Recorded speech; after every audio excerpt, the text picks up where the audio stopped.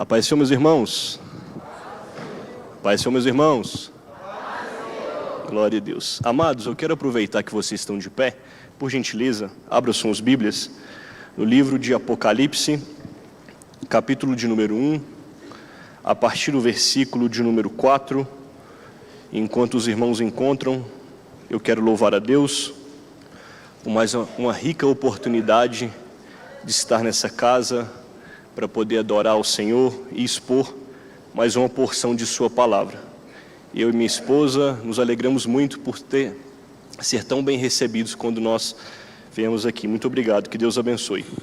Apocalipse, capítulo de número 1, a partir do versículo 4. Se eu posso ler, digam amém.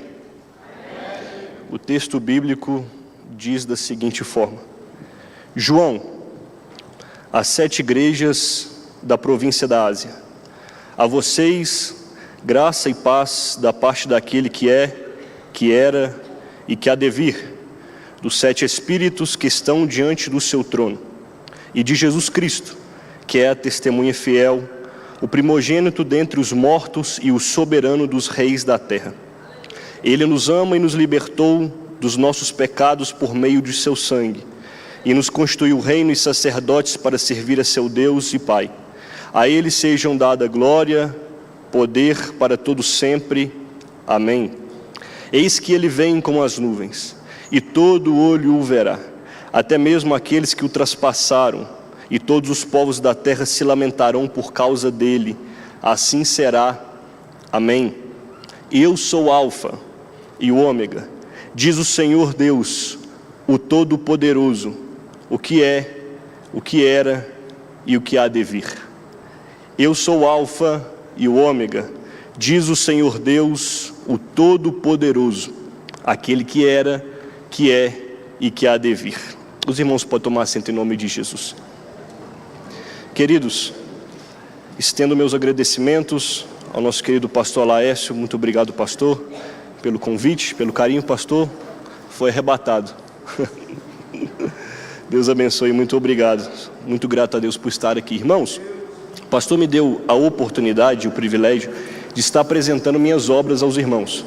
Eu tive o privilégio de escrever 3 livros, porém um deles já acabou, então só tenho 2 para apresentar aos irmãos. O primeiro deles, Preencha o seu vazio. Neste livro eu trato sobre um vazio que existe na nossa alma e de uma forma bíblica como nós podemos preenchê-lo. Infelizmente eu vivi um momento muito tenso dentro da minha própria casa, com um familiar que estava passando por depressão, síndrome do pânico, e Deus me deu graça e me incomodou para falar sobre este assunto que infelizmente tem assolado a Igreja de Cristo. E o terceiro e último livro que eu escrevi, O Santo da Cruz do Meio, uma análise histórica e teológica acerca da crucificação de Jesus. Eu escrevi este livro porque eu tenho uma inquietação na minha alma, porque infelizmente nós temos deixado essa mensagem de lado, a mensagem da cruz. Então neste livro eu trago o motivo pelo qual levou Jesus morrer na cruz. Por que precisou ser na cruz? Por que precisou de sangue? Deus não poderia apenas ter nos perdoado? Então neste livro eu trato sobre esses assuntos, que são assuntos que você recorrentemente é questionado no seu trabalho, na sua escola, onde você passa, e nós devemos saber porque é as bases da nossa fé. Se os irmãos puderem e quiserem nos abençoar, após o culto, eu e minha esposa estaremos ali embaixo, os irmãos passam lá, vai ser um prazer recebê-los. Amados, quantos estão sedentos pela palavra de Deus nessa noite? Glória a Deus. Queridos, o livro de Apocalipse é um livro considerado de difícil interpretação. É considerado um dos mais difíceis de se interpretar. E nós poderíamos elencar algumas razões, alguns motivos para considerar ser difícil a sua interpretação. Porém, eu gostaria de levantar apenas uma para a gente poder refletir um pouco. E a dificuldade que nós temos no livro de Apocalipse, uma delas, está na identificação do seu gênero literário. Eu vou explicar. Sempre que você vai ler um livro, independente qual seja, ou vai ler um texto, independente qual seja, a primeira pergunta que você deve fazer ao texto é: qual gênero literário eu estou lendo? Porque só assim nós conseguiríamos ler e entender de forma saudável o que o texto está dizendo. Cito um exemplo para ficar bem didático e bem fácil. Quando você vai ler o livro dos Salmos, A primeira coisa que você deve fazer é: livro de Salmos foi escrito em qual gênero literário? Como eu devo ler o livro de Salmos? Isso aí é fácil, todo mundo sabe que Salmos é um estilo poético. Portanto, você vai encontrar poesias, e poesia não se interpreta como profecia. Poesia não se interpreta como narrativa. Poesia se interpreta como poesia. Exemplo, Salmo 23, que todos nós conhecemos. O Senhor é o meu pastor, me conduz a verdes pastos, me leva a águas tranquilas, o seu cajado e o seu bordão me consolam. É claro, irmãos, que Davi, ao escrever este salmo, ele não está dizendo que ele deita na grama, ou que ele bebe água no riacho, não. Ele está sendo metafórico, porque é uma poesia. Ele está dizendo de forma metafórica o seguinte: da mesma forma que eu sou um bom pastor e cuido das minhas ovelhas, Deus é o meu pastor, e também Ele cuida de mim. Glória a Deus. Então, você precisa interpretar de acordo com o estilo literário. Apocalipse não é diferente. Apocalipse tem alguns estilos literários, e só dessa forma a gente vai conseguir entender.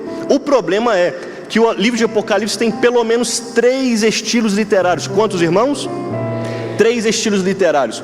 O primeiro deles é o estilo profético. Se você ler com atenção, você vai ver que João escreve o livro de Apocalipse da mesma forma que os profetas do Antigo Testamento também escreviam. Ao ler Isaías, Jeremias, Ezequiel, você vai perceber que João se aproxima muito, é muito similar com a linguagem que eles utilizam. Tendo em vista também que a grande parte de Apocalipse ainda não se cumpriu, você tem então um livro profético. Então, o primeiro estilo literário de Apocalipse, o estilo profético. Em segundo lugar, o segundo estilo literário que Apocalipse nos apresenta é o estilo epistolar. Sim, Apocalipse é uma carta, é uma epístola. Se você ler o capítulo 1 e o capítulo 22, que é o último capítulo de Apocalipse, você vai perceber como João, ele vai introduzir uma carta, assim como as outras cartas do Novo Testamento, melhor dizendo. E nós podemos perceber que essa carta é aquilo que chamamos de carta circular. Afonso, o que é uma carta circular? Uma carta circular é quando o autor escrevia uma carta, entregava a um mensageiro. O mensageiro levava essa carta até a primeira igreja. O pastor da igreja recebia a carta, lia a carta, expunha a carta, explicava para a sua igreja. O mensageiro pegava essa carta, levava para a próxima igreja, e assim sucessivamente. Nós vemos que João faz isso em Apocalipse. Existem 7 igrejas no arco menor da Ásia que irão receber a carta de Apocalipse. Portanto, ao ler Apocalipse, tenha em mente que também é uma carta, é uma epístola enviada a algumas igrejas. Agora, em terceiro e último lugar, e aqui a gente mergulha mais, o terceiro estilo literário de Apocalipse é o estilo apocalíptico. Sim, Apocalipse é um estilo literário em si mesmo.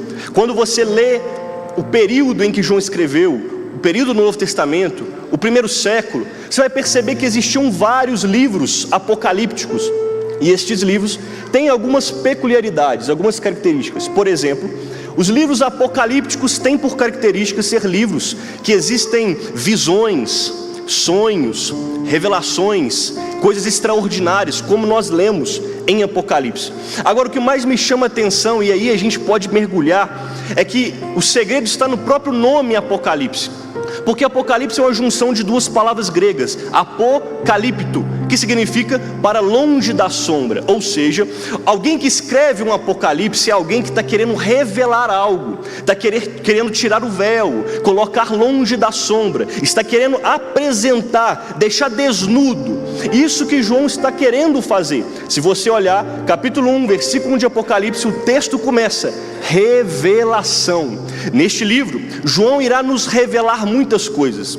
Neste livro, João vai nos revelar coisas maravilhosas, coisas profundas, coisas tremendas. Por exemplo, João irá nos revelar a ira de Deus, que será derramada sobre toda a terra. E isso será desencadeado depois de 7 selos, 7 taças e 7 trombetas. Depois João também irá nos revelar sobre o anticristo, o falso profeta, a besta que emerge do mar, a antiga Babilônia, o grande dragão, e também a grande prostituta. Porém, João também irá nos revelar detalhes maravilhosos sobre a cidade santa, aleluia. João irá nos revelar coisas indizíveis sobre a nova Jerusalém. Ele irá falar os detalhes das ruas, os detalhes dos muros, coisas que mexem com o nosso coração. Contudo, existe uma revelação em Apocalipse que supera todas essas que eu acabei de dizer. Existe uma revelação em Apocalipse que é maior do que todas essas que eu acabei de dizer. Existe uma revelação em Apocalipse que é mais sublime do que todas essas. Afonso, qual é a principal revelação de Apocalipse então? E João escreve no capítulo 1, versículo 1, revelação de Jesus Cristo, aleluia. Sim, a maior revelação de Apocalipse é um homem. A maior revelação de Apocalipse é o Cristo da cruz. E eu repito para você guardar isso em seu coração. João nos revelará muitas coisas extraordinárias. Irá nos revelar a ira de Deus, os 7 selos, 7 trombetas, 7 taças. João irá nos revelar o anticristo, falso profeta, a antiga serpente, o grande dragão, a grande Babilônia. Irá nos revelar coisas indizíveis sobre a cidade santa, as ruas de ouro, o mar de cristal. Irá nos revelar tantas coisas, mas o principal, a maior revelação é a pessoa bendita de Jesus Cristo. É a pessoa bendita e gloriosa, o nosso Salvador, aleluia. Quando você lê Apocalipse com atenção, você vai perceber que no capítulo 1 ao capítulo 3, Jesus é apresentado como rei e sacerdote. Capítulo 4, capítulo 5, ele é o cordeiro que reina sobre o trono. Capítulo 6 ao capítulo 18, ele é o juiz de toda a terra que julga com justiça. Apocalipse capítulo 19 ao capítulo 22, ele é o noivo que conduz a sua noiva para a nova Jerusalém, para a nova Jerusalém. Só quem está aguardando esse grande dia, deixa eu ver, glorifique o nome dele. A maior revelação é o Cristo bendito de Deus. Agora, se a maior revelação é Jesus Cristo, é comum que no livro de Apocalipse nós encontremos alguns títulos que Jesus recebe, alguns predicados, algumas qualidades que Jesus recebe. Nessa noite eu gostaria de explorar apenas 3 qualidades e títulos que Jesus se apresenta. Elas estão no versículo de número 8. Eu repito, existem muitos títulos, mas essa noite nós vamos mergulhar em apenas 3. O versículo de número 8, João está se apresentando, está apresentando a carta, está introduzindo. De repente, Jesus, ele vai interromper a fala de João. Jesus aparece e interrompe a escrita de João, e Jesus se apresenta dizendo: eu sou o Alfa, eu sou o Ômega, eu sou Deus Todo-Poderoso, aquele que era, aquele que é e aquele que há de vir. Então Jesus, ele está falando sobre ele mesmo, ele está se apresentando, ele está se declarando. Então vamos mergulhar aqui. Em primeiro lugar, Jesus se apresenta como Alfa e Ômega. Nós sabemos que são as letras do alfabeto grego que estão sendo utilizadas aqui. Alfa, a primeira letra do alfabeto grego, e Ômega, a última letra do alfabeto grego. Isso quer dizer que Jesus é o princípio de todas as coisas, como também ele é o fim de todas as coisas. Jesus, se revelando como Alfa e Ômega, está revelando que ele abrange todo o espaço e também todo o tempo. Isso significa que não existiu nada antes dele, como também não existirá nada depois dele, aleluia. Agora, nós precisamos esclarecer um detalhe, porque às vezes nós confundimos a palavra infinitude com a palavra eternidade. Nós não podemos dizer que Jesus é infinito. Por que não, Afonso? Porque infinito é algo que não tem fim, porém precisou ter um começo, precisou ter um ponto de partida. Infinito, embora não tenha conclusão, precisa ter um início. O nosso Jesus Cristo não é infinito, não, ele é eterno, ele é desde a eternidade passada e continuará sendo até a eternidade futura. Esse é o Cristo que servimos e adoramos nessa noite, um Cristo eterno, aleluia. Agora, se Jesus é o princípio, se Jesus é a fonte de onde jorram todas as coisas, e ele também é o propósito final de todas as coisas, isso significa que se alguém não tem Cristo na vida, não tem propósito na vida. Você pode ter uma história, mas vida somente nele. Não existe absolutamente nada se você não tiver Jesus. É só você se lembrar da mulher samaritana no poço, em João capítulo 4. A mulher se apresenta para Jesus, Jesus começa a conversar com ela, e você conhece o diálogo entre os dois. De repente Jesus diz assim: chama o seu marido. Eu não tenho marido. Pois é, disseste bem, porque você já teve 5, e o que você está agora não é seu.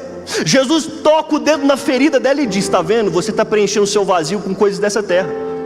Você está tentando preencher o vazio que está no seu coração, que é do tamanho de Deus, que só Deus pode preencher, com coisas dessa terra. Mas quando Jesus se apresenta para ela, ela muda sua atitude, porque o texto diz que ela sai correndo para a cidade para poder pregar e falar que tinha encontrado Cristo. Irmãos, é só você se lembrar de como era a sua vida. Se lembre nesse momento, por gentileza, faça aí um retrospecto. Como era a sua vida antes de você encontrar Ele?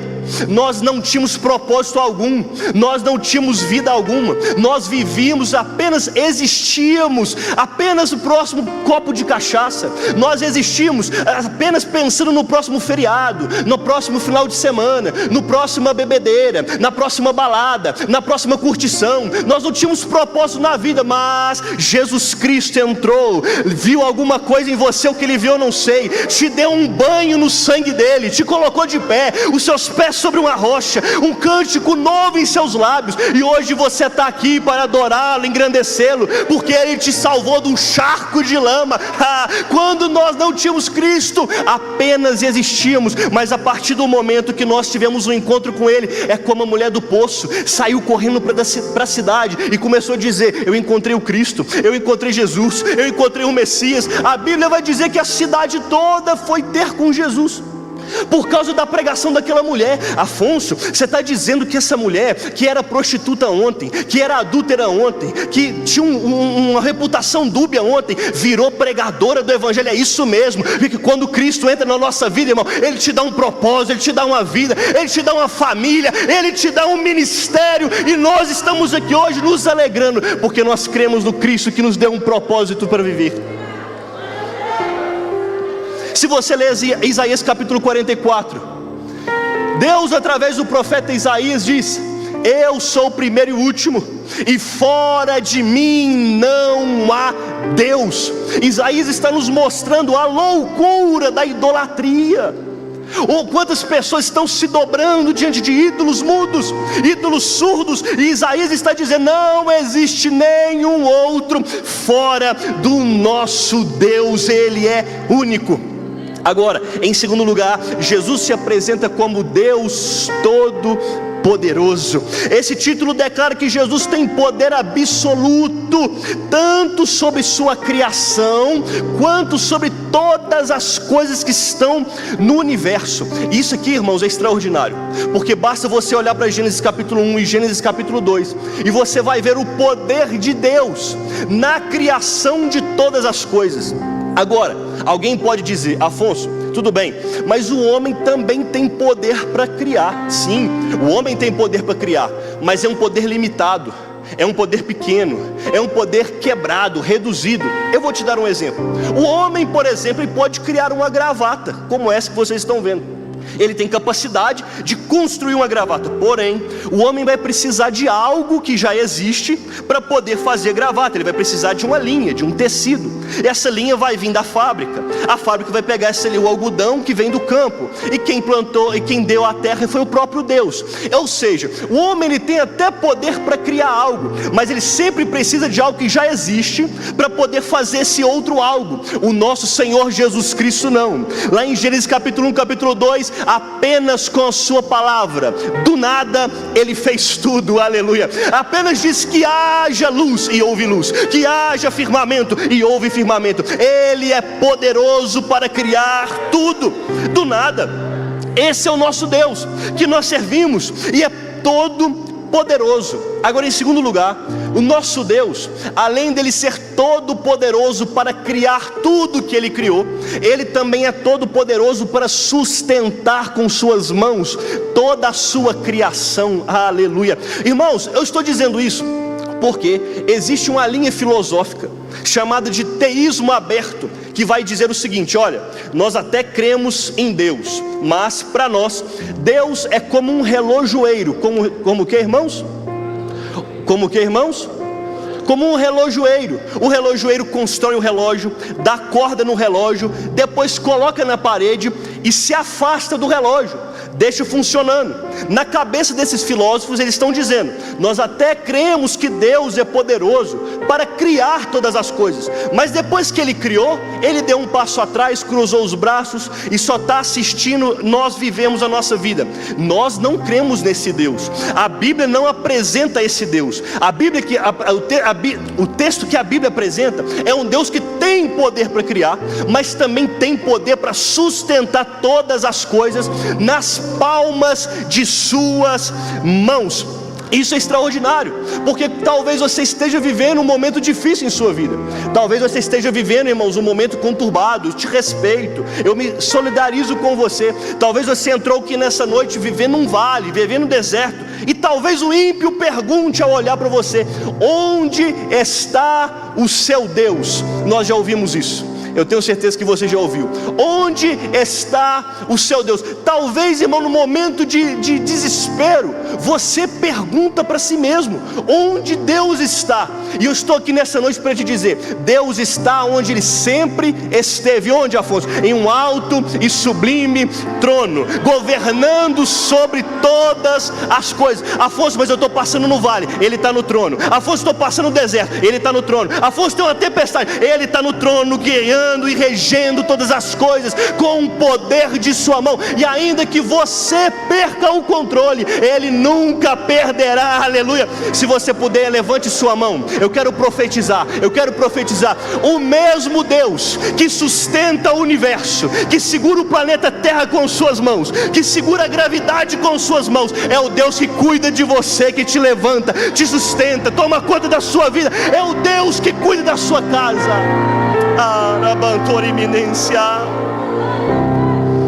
As crises da terra não afetam o trono de Deus.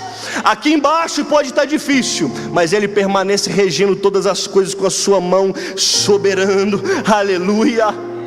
Agora, em segundo lugar, Deus é poderoso para criar e para cuidar. Isso nos mostra, irmãos, a transcendência de Deus, como também a sua imanência.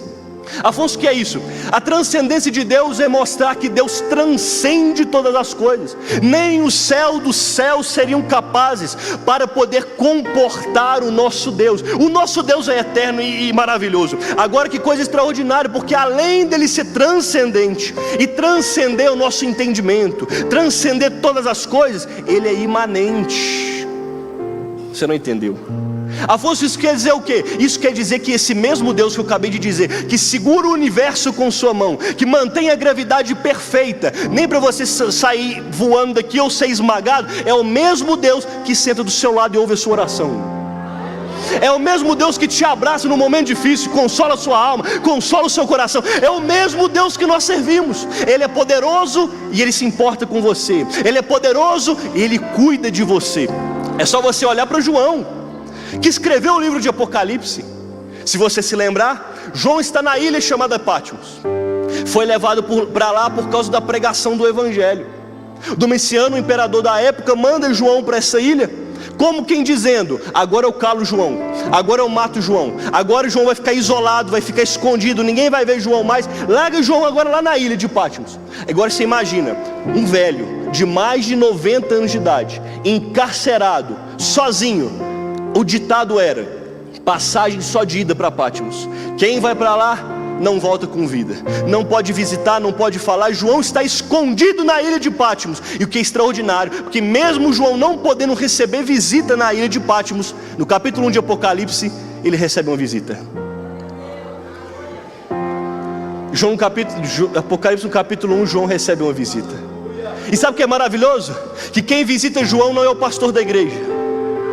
Quem visita João não é o diácono da igreja. Quem visita João não é o presbítero da igreja, não é o irmão da igreja. Afonso, quem visita João é o dono da igreja. Aleluia. É o próprio Cristo Jesus que aparece para ele. Olha como ele é todo poderoso, mas se importa com João na ilha de Patmos. Agora olha que extraordinário, porque o dono da igreja que se apresenta para João é o mesmo de João 19, que subiu no Monte Calvário e morreu numa cruz e derramou até sua última gota de sangue. Agora eu pergunto para a igreja inteligente, por favor, me ajude a pregar. Depois tem uma cantina ali para você. Qual foi o único discípulo que ficou aos pés da cruz até o último momento? Vocês estão com fome, irmãos. Vocês estão com cara de cantina. Qual foi o único discípulo que ficou até o fim? João, o mesmo que recebe a revelação do Apocalipse. Agora, por favor, entre na história. Imagine que você é João. Se coloque na pele dele e imagine a cena. O seu Senhor, o seu Cristo, o seu amigo está subindo no Calvário, cuspido, seu corpo dilacerado, sendo zombado, rindo dele, o sangue escorrendo, e ele no auge de seu ministério na cruz, pregado, e você nos pés da cruz, olhando tudo. Fala a verdade, irmãos, você ia ficar quantos anos sem dormir? Você ia esquecer essa cena? De jeito nenhum. É o seu Cristo está ali, é o seu Senhor, é o Salvador da sua alma. Ele está ali pregado na cruz. Você não esqueceria disso nunca. Isso impregnaria na sua mente. Você teria problemas até para dormir e continuar vivendo uma vida comum. Agora Jesus, sabendo disso, faz uma visita para João em Apocalipse capítulo 1. Mas Jesus não apresenta-se para João da mesma forma de João capítulo 19. Alguém já entendeu? Deu glória a Deus ali. O Jesus que se apresenta em Apocalipse é o mesmo Jesus de João 19, mas ele não se apresenta da mesma forma. Quer ver? João capítulo 19, João está nos pés da cruz, contemplando aquela morte sangrenta. Ele olha para os pés de Jesus, e seus pés estão cravados com 2 cravos na cruz. O sangue está sendo derramado, o sangue está passando pelos seus pés. Mas em Apocalipse capítulo 1, João começa a ver a visão de Cristo, e João vai dizer: os seus pés não tinham sangue, não. Os seus pés não estavam cravados, não. Os seus pés são como um latão reluzente, como bronze tirado da fornalha. Aleluia. Ele estava glorificado na cruz. Em João capítulo 19, João está contemplando a cruz. João está olhando para os olhos de Cristo, os seus olhos cansados, os seus olhos tristes, os seus olhos caídos. Talvez os seus olhos estão quase fechando por causa da dor e por causa do sol incausticante. Mas a Bíblia vai nos dizer em Apocalipse capítulo 1 que o Cristo que se apresenta para João, ele se apresenta e João diz: os seus olhos eram como chamas de fogo. Meu Deus do céu, o Cristo que morreu na cruz como um cordeiro, ressuscitou como um leão, glorioso, maravilhoso, extraordinário. Na cruz João estava olhando, e Jesus teve sede. Ele ouviu dos lábios do seu Cristo, ele ouviu dos lábios daquele homem que disse que era fonte de água viva, e aquele que beberia da sua água nunca mais teria sede. O próprio Cristo na cruz disse: eu tenho sede. João viu os soldados romanos pegando um caniço, molhando em vinagre, colocando na boca de Cristo para zombar de sua sede. Mas em Apocalipse capítulo 1, durante a visão de João, João diz: eu ouvi uma voz de trás de mim, e essa voz era de muitas águas, muitas águas, muitas águas. O cordeiro que foi morto ressuscitou glorioso e eterno para todo sempre. Aleluia. O Cristo que é poderoso também cuida de João na ilha. O Cristo que é todo poderoso também consola João no momento de tribulação. Esse é o Deus que nós servimos. Esse é um Deus que tem cuidado de nós. Ele não nos deixará desamparados. Agora, em terceiro e último lugar, Jesus se apresenta como aquele que era, como aquele que é e aquele que há de vir. Nesse título está ressaltando a sua imutabilidade e a sua presença em todas as eras. Em primeiro lugar, a sua imutabilidade. Irmãos, nós vivemos um tempo que as coisas passam muito rápido.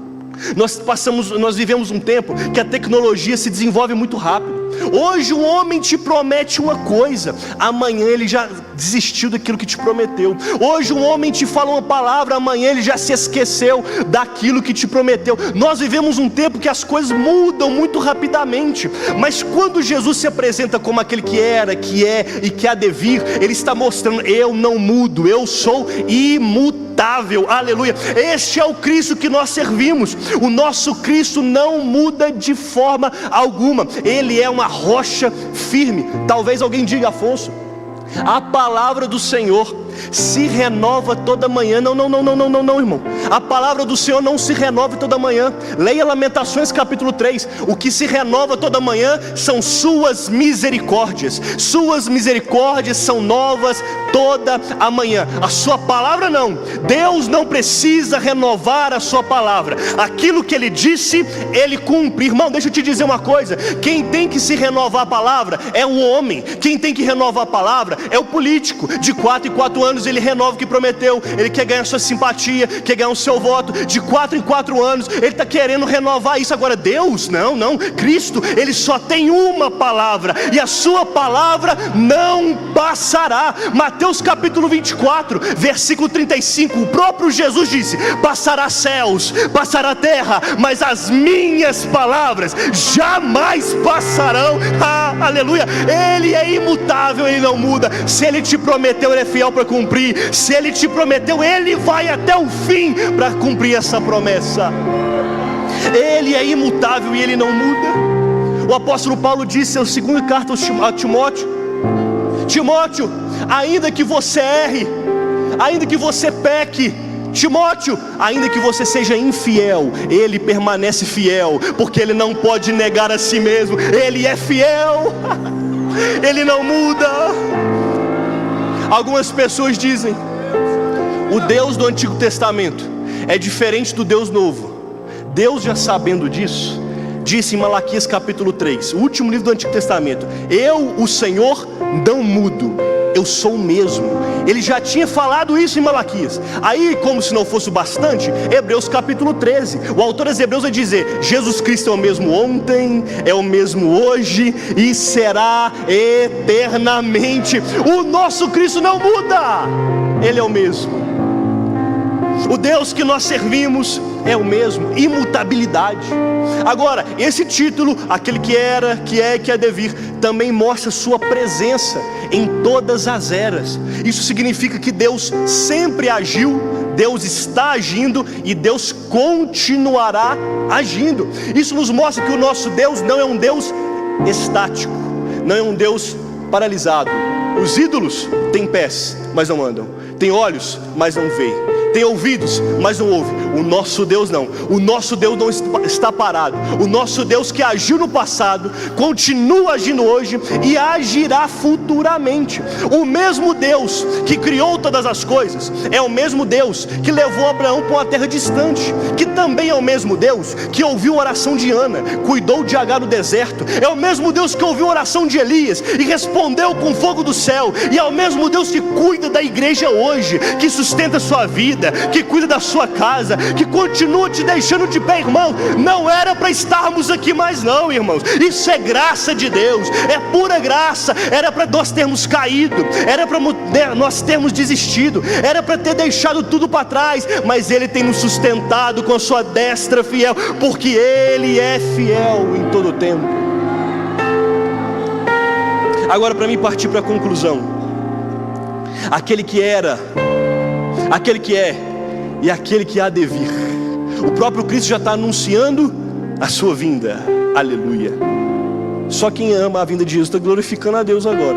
Ele está prenunciando então que Ele virá. Agora, é fato que tem entrado dentro da igreja uma teologia fria, que é esvaziada do Evangelho da cruz, que não crê mais na volta de Jesus. Existem alguns teólogos por aí que estão ensinando que Jesus já até veio. Jesus já veio, não vai voltar mais. Alguns estão dizendo por aí que Jesus vai voltar no nosso coração. Não é fisicamente, mas nós não cremos nisso. nós cremos naquilo que o próprio Cristo falou, porque a promessa saiu de sua própria boca. Porque se fosse o homem, a gente duvidaria, se fosse o homem a gente pensaria duas vezes, mas quem falou foi ele, e quem falou é fiel para cumprir. João capítulo 14, Jesus está prestes a ser crucificado. De repente ele chega para os seus discípulos e ele vai dizer para os seus discípulos: não se turbe o vosso coração, credes em Deus, credes também em mim, porque na casa de meu pai há muitas moradas, se não fosse assim, eu vou-lhes teria dito, pois eu vou e prepararei lugar, e quando eu preparar, eu voltarei e vos tomarei para mim mesmo. Por favor, repita comigo: vos tomarei para mim mesmo. Mais uma vez: vos tomarei para mim mesmo. Olha que coisa extraordinária, irmãos. A promessa de Jesus não é o céu. A promessa de Jesus não é rua de ouro. Não. A recompensa do crente não é galardão. Não. A recompensa do crente não é os mares de cristal. Não, a recompensa do crente é uma pessoa. Eu vos tomarei para mim mesmo, e aonde eu estiver, estejais vós também. A nossa recompensa é o próprio Cristo. Eu escuto assim: Afonso, quando eu chegar no céu, eu quero ver Abraão. Quando eu chegar no céu, eu quero ver Isaac. Quando eu chegar no céu, eu quero ver Jacó. Eu quero abraçar o apóstolo Paulo. Irmão, eu te respeito, só te acho esquisito, porque quando eu chegar no céu, só vai ter um que eu vou querer ver: a face adorada do meu Cristo, aquele que me salvou, aquele que me tirou das trevas, aquele que me tirou do charco de lama. Se você também está desejando esse momento, levante a sua mão e dá o seu melhor glória para Ele. A nossa recompensa é Ele.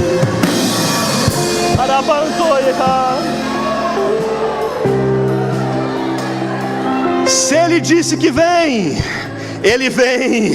Se Ele prometeu que vinha, Ele vem. Afonso, está demorando demais. Pedro vai dizer que Ele é longânimo, porque Ele quer que todos sejam salvos. É claro que nós sabemos que nem todos serão salvos, mas a sua aparente demora é misericórdia. Ele está te dando tempo para você se arrepender, meu filho. Ele está te dando corda para ver se você acorda, minha filha. Talvez seja essa noite, talvez seja antes do culto acabar. Aproveite a oportunidade que você tem para voltar aos seus pés, porque Ele prometeu e Ele está vindo, Ele está chegando. Agora perceba, já estou partindo para a conclusão. Perceba uma coisa: a segunda vinda é imperativa e necessária. Ela irá acontecer. Ela tem que acontecer. Como assim, Afonso? Quando Jesus voltar, existem algumas coisas para se cumprir. Em primeiro lugar, Ele julgará todas as coisas.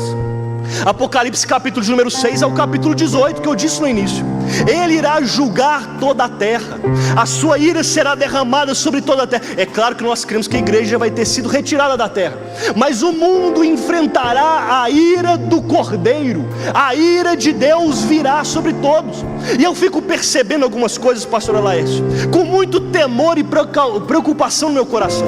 Porque, irmãos, a gente está vivendo um tempo que as pessoas perderam a vergonha. Me perdoe meu palavreado. As pessoas estão subindo no altar em pecado, estão achando que Deus não está vendo. Pastores pastoreando em pecado, tirando a lã das ovelhas. Políticos corruptos, lá em Brasília, misericórdia, acham que Deus não está vendo, acham que Deus não está anotando tudo. Mas chegará um dia da prestação de contas. Chegará um dia que Ele irá julgar com justiça. A Bíblia diz que o nome dele é fiel e verdadeiro, e com a espada que sai da sua boca, Ele julga com justiça. Aleluia. Apocalipse capítulo 22, Ele disse: o sujo, suje-se ainda, suje-se mais, peque mais, se lambuze mais, porque quando Ele voltar, o julgamento virá. Agora quem é santo, santifique-se ainda, santifique-se ainda, seja santo, porque Ele está voltando nos ares para buscar uma igreja lavada e remida pelo sangue do Cordeiro. Em primeiro lugar, o seu julgamento. Em segundo lugar, quando Jesus voltar, Ele vai redimir toda a criação. Apocalipse capítulo 19, João, ele vê um grande banquete, aleluia, e ele vai dizer: bem-aventurados convidados para as bodas do Cordeiro. Este é o evento que a igreja espera, este é o evento que a igreja está ansiosa para ver nos ares, o dia que o casamento do Cordeiro irá ser consumado eternamente. Em terceiro e último lugar, o seu reino será estabelecido eternamente. Apocalipse capítulo 21, a partir do versículo 1, João está olhando para o céu e ele diz: eis que vejo a cidade santa, a nova Jerusalém, e ela vem adornada como a esposa para o seu marido, e ela está descendo no céu para receber os santos, e seu reino será estabelecido eternamente. Quantos estão ansiosos por isso? Oh, meu Deus do céu! Você precisa sair daqui, irmãos, com um desejo no coração que Cristo volte, ainda hoje, ainda essa semana. A nossa fé precisa ser reavivada, porque, irmãos, a nossa maior mensagem é essa. A Assembleia de Deus é conhecida como uma pregação que Cristo está voltando. O evangelismo tem que ter: Cristo está voltando. Aí você me pergunta: Afonso, o que vai dar o início a todos esses fatos que você acabou de dizer? Existe um start, existe um início, existe um princípio. Qual é este princípio? Paulo nos responde em 1 Tessalonicenses capítulo 4, versículo 16, quando o apóstolo Paulo vai dizer que o mesmo Senhor descerá do céu com alarido, voz de arcanjo e trombeta de Deus, e os que morreram em Cristo ressuscitarão primeiro, depois nós que ficarmos vivos, a igreja lavada e remida pelo Cordeiro, a igreja que aguarda a sua vinda, nós que ficarmos vivos seremos arrebatados ao encontro dele nos ares, para que nós, onde ele estiver, estejamos nós também. Aí Paulo termina o capítulo 4 de 1 Tessalonicenses dizendo assim: consolai uns aos outros com essas palavras. Oh, meu Deus! Consolai uns aos outros com essas palavras. Como deve ser o consolo do crente? Jesus está voltando. Você já percebeu, pastor, que nós, quando vamos consolar alguém, alguém chega para nós e diz assim: Afonso, é que eu perdi o emprego, fulano de tal falou mal de mim. A gente olha para ele e diz assim: calma, irmão, vai passar. A roda gigante vai virar. Hoje você está embaixo, amanhã você está em cima. Daqui a pouco sua vitória tem sabor de mel. É assim que a gente consola, sim ou não? Vai passar, irmão. Mas como Paulo nos ensina a consolar? Console uns aos outros com estas palavras. Qual palavras, Afonso? Jesus Cristo está voltando. A sua volta é iminente. A sua volta está chegando. Em determinado dia, a minha esposa recebeu uma mensagem de uma amiga distante, e ela dizia assim: Luana, eu estou muito triste, muito aflita, porque eu perdi minha mãe. Já tem alguns meses eu não consigo superar, está doendo demais. A Luana poderia simplesmente dizer: calma, irmã, vai passar. Calma, irmã, daqui a pouco você vai se esquecer, vai passar o tempo, a saudade diminui, calma, vai ficar tudo bem. Mas a Luana não respondeu isso. Ela disse: calma, irmã, porque já já Jesus volta e você vai encontrar com sua mãe de novo. Já já Jesus volta e a sua dor acaba. Já já Jesus volta e Ele enxugará de todo o olho, toda lágrima. O nosso consolo precisa ser o céu. O nosso consolo precisa ser o Cristo. Precisa ser a promessa dEle que Ele voltará. Você pode ficar de pé comigo em nome de Jesus?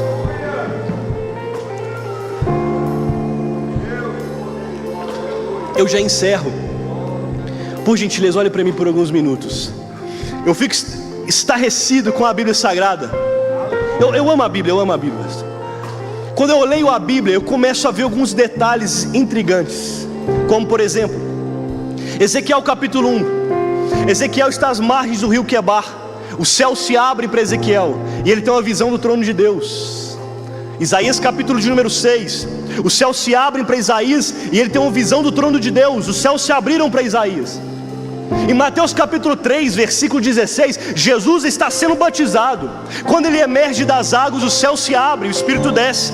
E o Pai diz: este é meu filho amado, a quem me comprazo. Os céus se abriram. Em Atos capítulo de número 7, Estevão acaba de pregar um sermão maravilhoso, e aí ele é apedrejado por causa da mensagem. Mas durante o apedrejamento, Estevão vai dizer: eis que vejo os céus abertos e o Filho do Homem de pé para receber o meu espírito. Em Atos capítulo de número 10, Pedro está no terraço, morrendo de fome, na hora do almoço. De repente o céu se abre, vem um lençol do céu, e Deus mostrando para ele que ele precisava pregar para os gentios. Em Apocalipse capítulo de número 4, João está na ilha de Patmos, e Deus abre os céus para ele, para mostrar o que vai acontecer. Mas sabe o que me enche meu coração de alegria? Sabe o que enche minha alma de gozo? É que o arrebatamento não é o céu se abrindo para Ezequiel, aleluia. O arrebatamento não é o céu se abrindo para Isaías, não.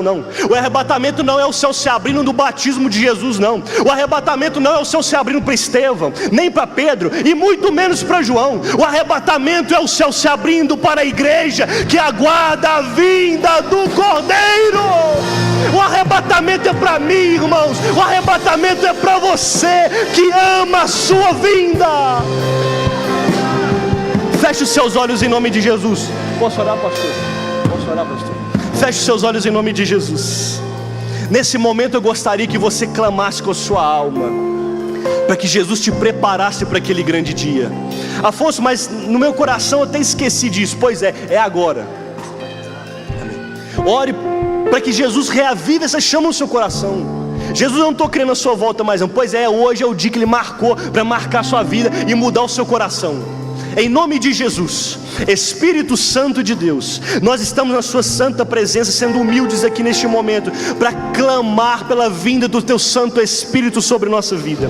Quando o teu Espírito desce sobre nossa vida, Senhor, nós temos mais certeza do céu, mais certeza das promessas. Então nós clamamos em nome de Jesus. Reavive nosso coração nessa noite. Acende essa chama na nossa alma mais uma vez nessa noite. Não deixe, Senhor, a promessa que foi feita esfriar em nossos corações. Nós queremos sair daqui, Senhor, abraçados pelo Teu Espírito e sedentos por aquele grande dia. Em nome de Jesus, faça dessa forma, Deus. Derrame sobre nós o Teu poder, a Sua graça, a Sua bondade, para que nós consigamos caminhar mais um pouco. Está tão difícil nessa terra, Senhor. Nós pedimos força para caminhar, Senhor. Fortaleça nossos pés, fortaleça nossas pernas, para nós conseguirmos chegar lá, Deus. Que nós não sejamos pegos desprevenidos, desapercebidos, em nome do Senhor Jesus Cristo. Em nome de Jesus. Queridos, um instante da atenção de vocês. Eu não posso concluir essa mensagem sem perguntar: existe alguém aqui essa noite que precisa fazer uma aliança com esse Cristo? Afonso, eu estava caminhando tão bem, mas parei no meio do caminho. Pois é, irmãos, é hoje. É hoje o dia que Ele marcou, irmãos, para você sair daqui diferente, renovado. E ninguém está aqui para te julgar, irmãos. Não tem ninguém aqui para te olhar com um olhar de julgamento. Nós queremos te abraçar e orar por você, para que você saia daqui melhor daquilo que você entrou, e você consiga romper mais um ano. Está acabando o ano, irmãos. Jesus vai te fortalecer ainda. Tem alguém que essa noite que precisa dessa oração, que precisa retornar aos braços do Pai, refazer essa aliança e sair daqui diferente? Tem alguém? Eu preciso conhecer você para orar por você. Tem alguém essa noite? Não tem? Se não tem, a oração que eu faço é que Deus conceda outra oportunidade, em nome de Jesus.